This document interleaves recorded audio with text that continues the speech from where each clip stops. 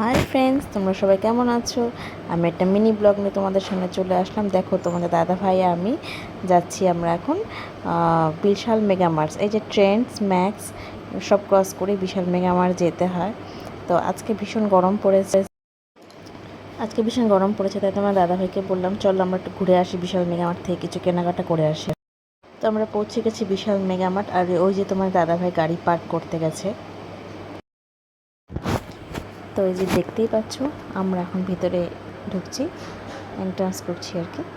তো এখানে সামনেই দেখলাম 329 টাকা করে এই কী বলে ডিম সিদ্ধ করার যে আর কি ইলেকট্রিক কেটেলগুলো, ওগুলো। তারপর সোজা চলে গেলাম সানগ্লাসের দিকে, সানগ্লাসগুলো দেখলাম, ভালোই লাগলো। তো এখন যাচ্ছি যেটার জন্য এসেছি সেটা নিতে, মানে গ্রসারি। আর এদিকে দেখো জুতো।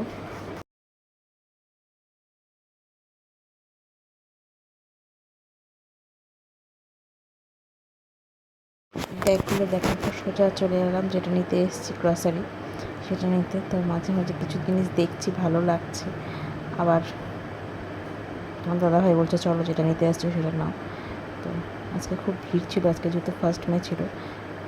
তো এ দেখো কত সুন্দর সুন্দর বাকেটগুলো, বোতল। তারপরে দেখছো কত রকমের আচার, বিস্কুট, অনেক কিছুই ছিল। তা আমি ভালো মতন ভিডিওটা করতে পারিনি, কেন তোমার দাদাভাই বলছিল ক্যামেরা অফ করো, দূর তুমি, ও আসলে লজ্জা। কোথায়